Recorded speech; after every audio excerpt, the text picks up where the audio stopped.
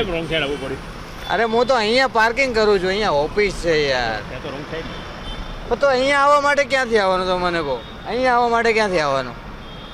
આ વસ્તુ ફરીને આવાજ ના આવી શકે. શું કહો છો? આમ જે આગળ પડશે ત્યારે ટર્ન ના વાગે. અરે ભાઈ અહીંયા ગયો તો અહીંયાથી આમ સાઉથ પોલ ફરવા જવું, મારે મિત્ર અહીંયા જ જવું છે યાર.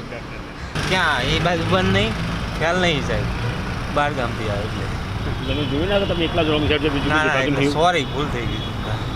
અહીંયા આગળ પેસેન્જર ઊભો છે માપા, ભાઈ એગ્રીડ પણ રસ્તો તો રોંગ સાઈડ જાય છે ને.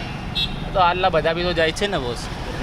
સરકાર નિર્ણય કર્યો કે રોંગ સાઈડ જતો તો ગુનો દાખલ આપણે રોંગ સાઈડ જતા જ નહીં, એ તો પેસેન્જર અહીંયા ઊભો છે એટલા માટે ઓનલાઈન ભાડો છે. તો નહીં, પણ સરકારે નિયમ કર્યો છે આ કે ગુનો દાખલ કરશે જો રોંગ સાઈડ હશો તો.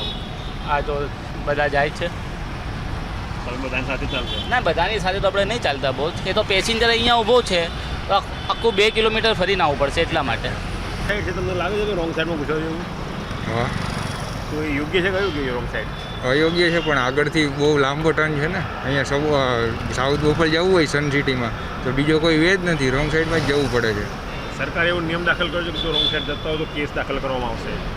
તો આ રોંગ સાઈડ તો બધાને ચાલવા જ દે છે, કોઈ પ્રોબ્લેમ નહીં આવતો. કાં તો આ ટર્નથી કાં તો અહીંયા આગળના ટર્નથી. અહીંયા નહીં જતો, અહીંયા ગાડી પાર્ક કરું પણ છે તો રોંગ સાઈડ જ ને. એટલે અહીંયા સાહેબ ડ્રોપ હતું મારું. અહીંયા તો ઉતાર તમારા સામે તો ઉતારે. પંકજભાઈ, પંકજભાઈ રોંગ સાઈડ નથી, રોંગ સાઈડ છે, તું ચલાવે કે ના ચલાવે? બહુ જ તકલીફ પડે છે આવવા જવાની. કેવી તકલીફ પડે? કે સોલ્યુશન લાવો, અકસ્માતનો સંભવ છે. હા, તો તમે પોતે રોંગ સાઈડ ચલાવો છો. હવે અમે જઈએ શું કરીએ, સનસિટી જવું છે બોલો, ફરી જઈએ તો ફરીને જવાય નહીં ને. હમ.